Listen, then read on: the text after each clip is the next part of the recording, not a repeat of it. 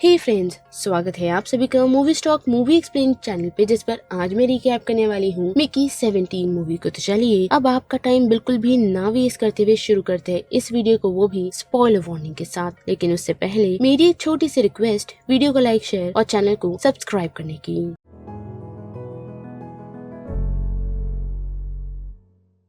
तो फिल्म की शुरुआत हमें एक स्नो कवर्ड सरफेस से दिखाई जाती है जो निफलहाइम का है, जहां हम मिकी बार्न्स को देख पाते हैं जो एक एक्सपेंडेबल वर्कर है और फिलहाल वो एक केव में गिर चुका है। और मिकी से ही हम सुन पाते हैं कि वो मिकी 17 है और जो उसके साथ हो रहा है वो फिलहाल पहली बार नहीं। लेकिन इतना ही नहीं बल्कि उसका फ्रेंड पायलट टीमो वहाँ पहुँच उससे पूछता है कि वो अभी भी कैसे जिंदा है, जो सुनकर हम हैरान तो रहते हैं, लेकिन कुछ ही समय बाद हमें समझ आएगा कि उसने मिकी से ऐसा क्यों पूछा,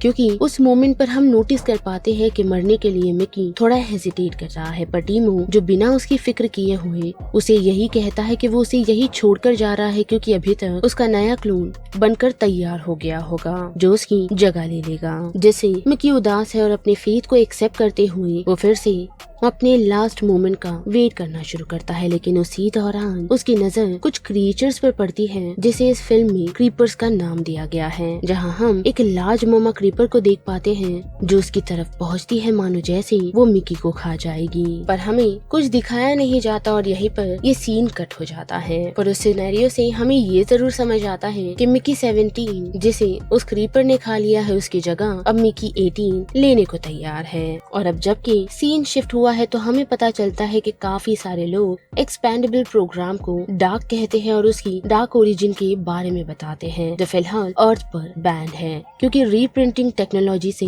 काफी अनएथिकल काम भी किए जा सकते हैं। और वही सेम चीज हम एक सीन में भी देख पाते हैं जहां मिकी हॉरिफाइड एक्सपेरिमेंट्स के कारण निफलहाइम की स्पेसशिप में बार बार मरता जा रहा है, वो भी एक सर्विस मिशन के लिए, जहाँ उसकी सबसे शॉर्टेस्ट लाइफ स्पैन रही है वो 15 मिनट की है, जिसका रिकॉर्ड डॉरथी नाम की एक साइंटिस्ट रखती है। और फिर क्या, हमें एक फ्लैशबैक दिखाया जाता है कि मिकी इस सिचुएशन में कैसे आकर फंसा है, जिसके लिए कहानी बढ़ती है लगभग 3-4 साल पहले, जहां हम देख पाते हैं कि मिकी अपने दोस्त टीमो के साथ एक मैक्रोन शॉप चला रहा था, पर अनफॉर्चुनेटली वो काफी बुरी तरीके से फ्लॉप हो गया, जिस कारण उस पर जो लोन था वो डेरियस ब्लैंक का था, जो काफी बड़ा लोन शार्क था। और उससे बचने के लिए और अपने पैसे चुकाने के लिए उन लोगों के पास ज्यादा टाइम नहीं था, क्योंकि डेरियस ब्लैंक ने उन लोगों को थ्रेट किया था कि अगर उसके पैसे जल्द से जल्द नहीं मिले तो उन लोगों को चेन सॉ की मदद से टुकड़ों टुकड़ों में बांट दिया जाएगा।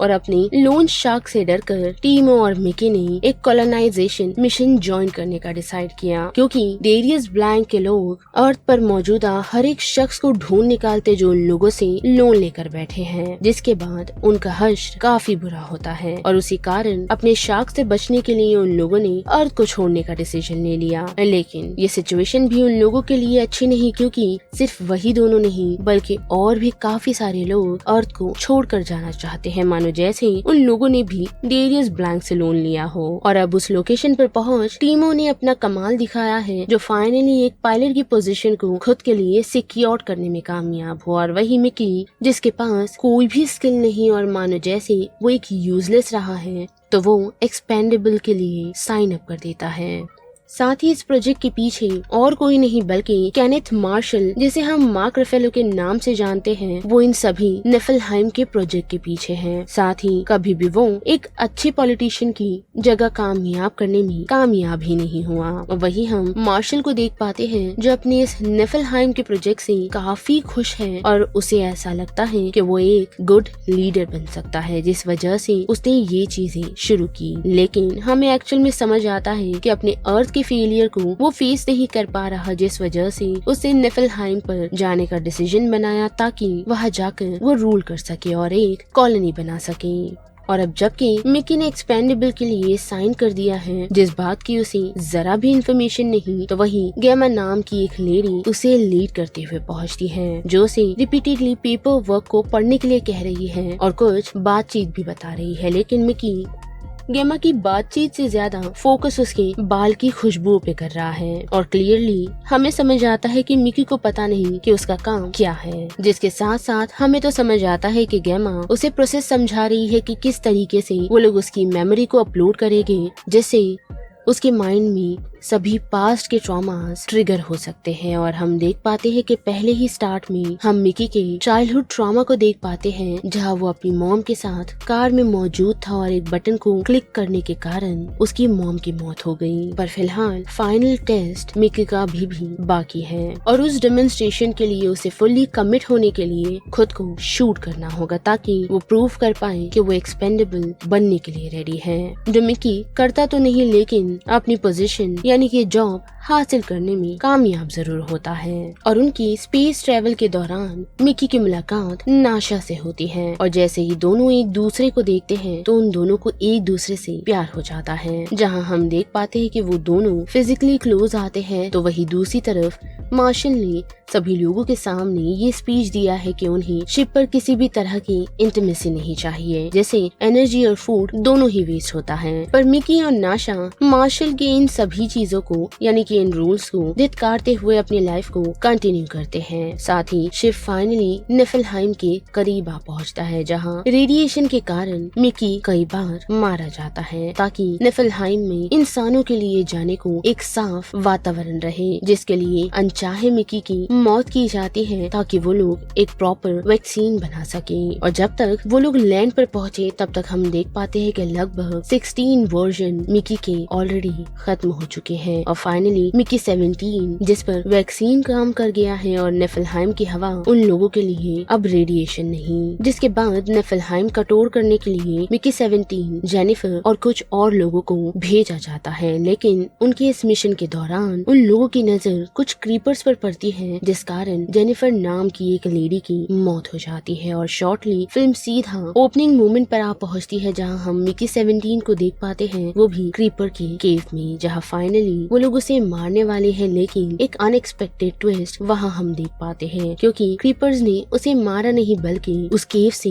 निकलने में मदद की है, जिस कारण मिकी को ऐसा लगता है कि बार बार रीप्रिंट होकर उसका मीट अब अच्छा नहीं, जिस वजह से ही क्रीपर्स ने उसे खाया नहीं। पर जैसे ही वो कॉलोनी रिटर्न पहुंचता है तो मिकी 17 काफी ही शॉक है क्योंकि एज अ पनिशमेंट उसके राशन को हाफ कर दिया गया है, क्योंकि मार्शल के अकॉर्डिंग जेनिफर की मौत नहीं होनी चाहिए थी क्योंकि वो एक यंग लेडी थी जो हेल्दी बच्चे डिलीवर कर सकती थी और एक्सपेंडेबल को उन लोगों के साथ इसी रीजन से भेजा गया था। लेकिन अनफॉर्चुनेटली उसकी मौत के कारण अब मिकी को यानी कि मिकी 17 को हाफ राशन दिया जाएगा। जिन चीजों से उदास मिकी जैसे ही अपनी डॉर्मेटरी में पहुंचता है तो वहाँ उसकी मुलाकात मिकी 18 से होती है, जो फाइनली उस बेड पर सोया है जिसे प्रिंट हुए लगभग कुछ 2 घंटे ही हुए हैं और दोनों ही एक दूसरे को देख हैरान हैं क्योंकि वह इमीडिएट क्राइसिस हो चुका है जो कि मल्टीपल्स का है। और उसी दौरान हमें कुछ फ्लैशबैक्स दिखाए जाते हैं कि क्यों एक्सपेंडेबल फीचर्स को यानी कि उन टेक्नोलॉजीज को अर्थ पर बैन किया गया था और मल्टीपल्स को अर्थ पर अबॉमिनेशन भी कहा जाता है क्योंकि लगभग 5 साल पहले एलन मैनिकोवा नाम का एक क्रिमिनल रीप्रिंटिंग टेक्नोलॉजी को अब्यूजिव तरीके से इस्तेमाल करता था ताकि वो सीरियल किलर बन सके और ऐसे ही बार बार उसने खुद को रीप्रिंट किया ताकि पुलिस वाले उसे पकड़ नहीं पाए और ऐसे ही वो क्राइम को जारी रखे। और ऐसे ही हियरिंग के दौरान पॉलिटिशियंस ने ये डिक्लेयर किया कि मल्टीपल्स सेटन का वर्क करते हैं, जिस कारण रीइंफोर्समेंट ने एक स्ट्रिक्ट रूल निकाला कि एक्सपेंडेबल उनकी टाइमलाइन में यानी कि अर्थ पर किसी न किसी तरीके का क्राइसिस मौजूद कर सकते हैं। तो वही मार्शल ने अपने ब्रेन चाइल्ड को इस्तेमाल करते हुए एक्सपेंडेबल टर्म को इस्तेमाल करने का डिसाइड किया, वो भी अर्थ पर नहीं बल्कि स्पेस पर, ताकि वो एक कॉलोनी बना सके और लोगों को सर्व कर सके, जैसे एक्सपेंडेबल को इस्तेमाल में लिया जा सकता था। पर उसे स्ट्रिक्टली इस चीज की वार्निंग दी गई थी कि मल्टीपल्स वहाँ मौजूद नहीं होने चाहिए, जो मार्शल हर बार ध्यान रखता आया है। और अब जबकि निफलहाइम में हम देख पाते हैं कि मिकी 18 जो काफी ही एग्रेसिव है और वो फाइनली मिकी 17 को मारने की कोशिश करता है और साथ ही साथ टीमो को भी। लेकिन इतना ही नहीं बल्कि टीमो के बारे में हमें ये भी पता चलता है कि वो पैसेंजर्स को सीक्रेटली ऑक्सीन ड्रग्स बेचता है ताकि वो अपना फायदा निकाल सके। और वहाँ मौजूदा लोगों के कारण मिकी 18 सिचुएशन को मैनिपुलेट करने में में कामयाब होता है और टीमों को जो वो मार रहा था ऐसा दिखाता है कि वो उसे बचाने की कोशिश कर रहा था। और मिकी 17 की नाशा को लेकर उस सिचुएशन से निकल जाता है। जैसे मिकी 17 काफी उदास है, लेकिन नाशा जिसे मिकी 17 के एग्जिस्टेंस के बारे में पता ही नहीं। तो वही हम देख पाते हैं कि उन लोगों का पीछा करते हुए मिकी 17 की मुलाकात मार्शल की कुछ लोगों से होती है जो उसे एक रेयर डिनर का इनविटेशन देते हैं, जिसके लिए मार्शल और उसकी वाइफ येल्फा ने उसे खुद इनवाइट किया है। और हम देख पाते हैं कि मिकी उन लोगों के साथ डिनर के लिए अग्री कर जाता है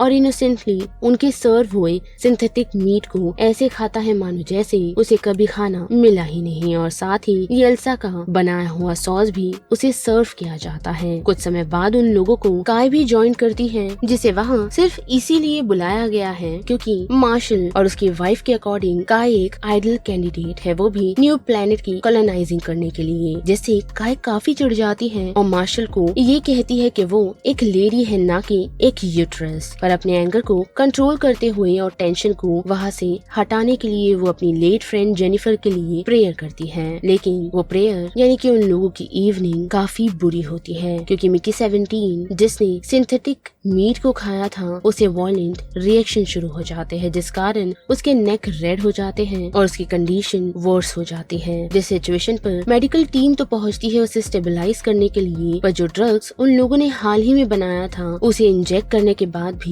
मिकी की हालत में कोई सुधार नहीं होता और उसे तड़पता देख मार्शल ये डिसीजन ले लेता है कि उसे वो खत्म कर देगा। लेकिन येल्सा जो मिकी की हालत से ज्यादा अपने कारपेट के लिए वरिड है, वो अपने कारपेट को हटाकर फिर मिकी को मारने के लिए कहती है, जिससे काय काफी चिढ़ जाती है और मिकी की ऐसी हालत देख वो मार्शल के साथ साथ वहाँ मौजूदा लोगों को काफी सुनाती है। लेकिन मार्शल के कहने पर वो शांत होती है क्योंकि उसके अकॉर्डिंग मिकी का यही काम है। लेकिन मिकी उसे कहता है कि अब उसकी हालत ठीक है तो वो उसे जाने के लिए दे, जिस वजह से काय मिकी को अपने साथ अपने बेडरूम में ले जाती है क्योंकि उसकी हालत चलने जैसी नहीं। और रूम में पहुंचते ही हम देख पाते हैं कि काय उसे किस करने की कोशिश कर रही है, उसे यही पूछते हुए कि नाशा और मिकी क्या एक ओपन रिलेशनशिप में है, जिससे मिकी अपने सेंसेस में आता है और उसे मना कर सीधे अपने रूम में निकल जाता है। जहाँ पहुँचते ही मिकी की मुलाकात नाशा से होती तो है, लेकिन मिकी 18 और नाशा दोनों ही ऑक्सीजन ड्रग्स ले चुके हैं और उस कारण वो दोनों हाई है। साथ ही मिकी 18 ने नाशा को मिकी 17 की इन्फॉर्मेशन भी दे दी है जो नाशा को काफी पसंद आया है। साथ ही उन लोगों ने कामों को बांट दिया है ताकि एक प्रॉपर बैलेंस उन दोनों की लाइफ में बना रहे। पर मिकी 17 को ये सारी बातें पसंद नहीं आती, पर नाशा के कहने पर वो शांत होता है और हम नोटिस कर पाते हैं कि नाशा मिकी 17 और 18 को लेकर काफी ही ज्यादा खुश है। लेकिन उन लोगों का वो मोमेंट इंटरप्ट हो जाता है जब काय उन लोगों के कमरे में पहुंचती है। पर वहाँ मल्टीपल्स देख वो हैरान हो जाती है और सीधा इस सीरियस ऑफेंस को मार्शल को इन्फॉर्म करने के लिए पहुंच ही रही होती है कि नाशा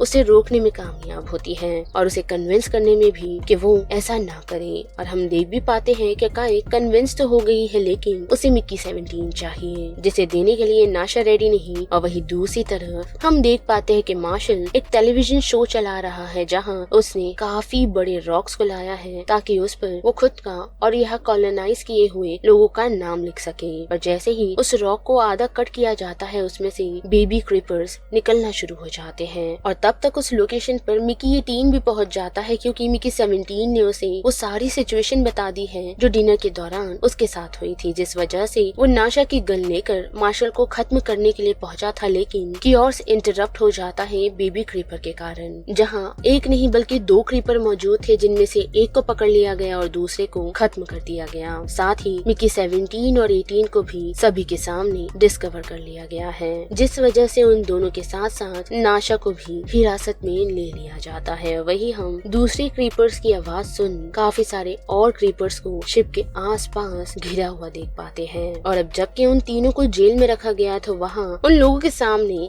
एक नया खतरा मौजूद है जो और कोई नहीं मिकी का दोस्त टीमो है, जो फिलहाल इस बात से घबराया हुआ है कि डेरियस ब्लैंक का एक एसोसिएट इस शिप में आ पहुंचा है। है और टीमो ने उन लोगों के साथ ये डील की है कि वो मिकी को मार उसकी फोटोज उन तक पहुंचा दे तो वो टीमो का पीछा छोड़ देगा और उनके कर्जे को माफ कर देगा। और हम देख पाते हैं कि टीमो को बेवकूफ बनाते हुए मिकी 18 ना सिर्फ उससे चाबी लेने में कामयाब होता है बल्कि उन तीनों को उस लोकेशन से छुड़ाने में भी। पर फिर भी वो लोग उस सिचुएशन से बच नहीं पाते क्योंकि मार्शल के लोग उस लोकेशन से उन लोगों को सीधा मार्शल के पास ले जा रहे हैं, यानी कि मेन एरिया में, ताकि क्रीपर्स के साथ साथ मिकी 17 और 18 को खत्म किया जाए। जहाँ जाते हुए उन लोगों की नजर काफी सारे क्रीपर्स पर पड़ती है जिन लोगों ने पूरे शिप को आसपास से घेरा हुआ है। और मार्शल के पास पहुँचते ही 17 और 18 को एक टास्क दिया जाता है, वो भी येल्फा के कहने पर कि वो क्रीपर्स की 100 टेल्स को 17 या 18 में से जो भी पहले कलेक्ट करेगा उसकी जान बख्श दी जाएगी। और येल्फा ने ऐसा इसीलिए करने के लिए कहा है ताकि उन क्रीपर्स की टेल की मदद से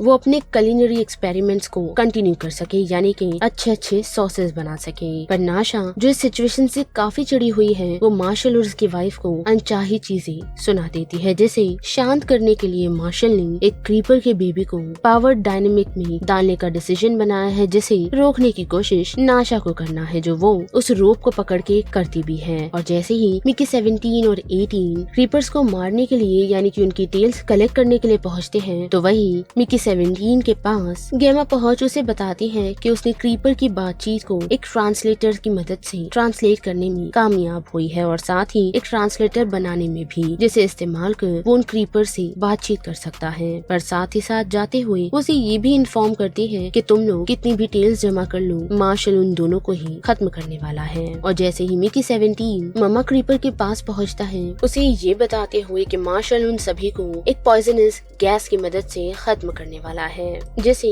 मामा क्रीपर डरती नहीं, बल्कि हमें पता चलता है कि वो क्रीपर्स काफी ज्यादा इंटेलिजेंट है, जो अपनी सोनिक अटैक से वहाँ मौजूदा सभी ह्यूमन बींग्स की ब्रेन को एक्सप्लोर कर सकते हैं। साथ ही साथ जो 2 बच्चों में से एक बच्चे की मौत हुई है, उसका बदला उसे मौत से चाहिए और दूसरा बेटा उसे जिंदा और सही सलामत, जिस कारण मिकी 17 नाशा को कोड फ्रेज की मदद से, जो कि इंटीमेसी पोजीशंस है, उसकी मदद से उसे बताने में कामयाब होता है कि उसे उस बेबी क्रीपर को बचाना है, जो चीज उसे अच्छे से समझ आ चुकी है। और वही हम मार्शल को देख पाते हैं, जो पर्सनली उन क्रीपर्स के पास जाने का डिसीजन बनाता है ताकि एक हिस्टोरिकल मोमेंट क्रिएट हो सके, यानी कि वो उन क्रीपर्स को बचने का मौका दे रहा है, जो अगर वो लोग एक्सेप्ट करते हैं तो ठीक, नहीं किए तो वो जरा भी उन लोगों पर रहम नहीं दिखाएगा। और खुद को एक आइडल साबित करने के लिए वो काफी सारी सैनिकों के साथ मामा क्रीपर से बातचीत करने के लिए निकल पड़ता है। वही नाशा जो इस अपॉर्चुनिटी को सीज करते हुए येल्फा को चोक करने में कामयाब होती है और बेबी क्रीपर को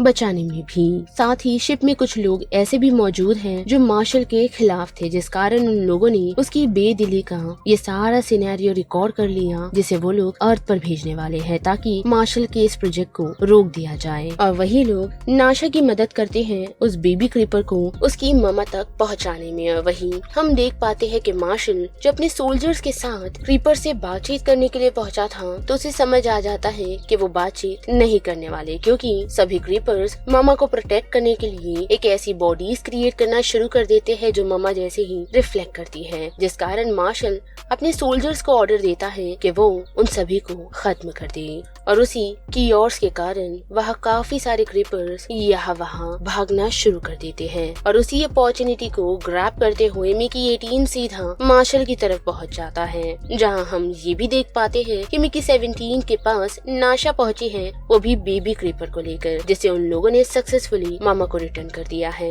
और वही खड़े रहकर मिकी 17 और नाशा मिकी 18 को देख पाते हैं, जिसने न सिर्फ मार्शल पर अटैक किया है बल्कि उसके वेस्ट पर लगी हुई डेटोनेट्स की मदद से उन दोनों को ही खत्म कर दिया, यानी कि उसने खुद का सेक्रीफाइस दे दिया, जो इस एग्रीमेंट को भी कंप्लीट करते हैं जो उन लोगों ने मामा क्रीपर के साथ किया था। जिसके बाद हम एपिलॉग में देख पाते हैं कि लगभग 6 महीने बीत चुके हैं, जहाँ फाइनली कॉलोनी आगे बढ़ चुकी है और उन लोगों ने एक्सपेंडेबल प्रोग्राम को एबॉलिश कर दिया, यानी कि पूरी तरह खत्म कर दिया, वो भी उनके न्यू लीडर नाशा की गाइडेंस के अंदर, क्योंकि नाशा ने मिकी की उन समय में उसका साथ दिया है जिस समय लोग सिर्फ उसे एक एक्सपेरिमेंट समझ रहे थे, जहाँ वो दिन रात उसके साथ हर पल मौजूद थी जब जब मिकी के साथ एक्सपेरिमेंट्स किए जा रहे थे और बेदिली से उसे ऐसे ही मरने के लिए छोड़ दिया जाता था, जहाँ नाशा हमेशा उसके साथ मौजूद रही है। लेकिन इतना ही नहीं बल्कि टीमो को भी हम फाइनल क्लोजर के साथ देख पाते हैं, जैसे इस अपॉर्चुनिटी का मौका मिला था कि वो डेरियस ब्लैंक की उस खबरी को खत्म कर सके जो उसके और मिकी की जान के पीछे लगा हुआ था। जिसके बाद क्या गवर्नमेंट के सामने वो सभी लोगों को ये दिखाने में कामयाब होता है कि सेल्फ डिफेंस के कारण उसे उस शख्स की जान लेनी पड़ी और अब वो लोग डेरियस ब्लैंक से छुटकारा पा चुके हैं।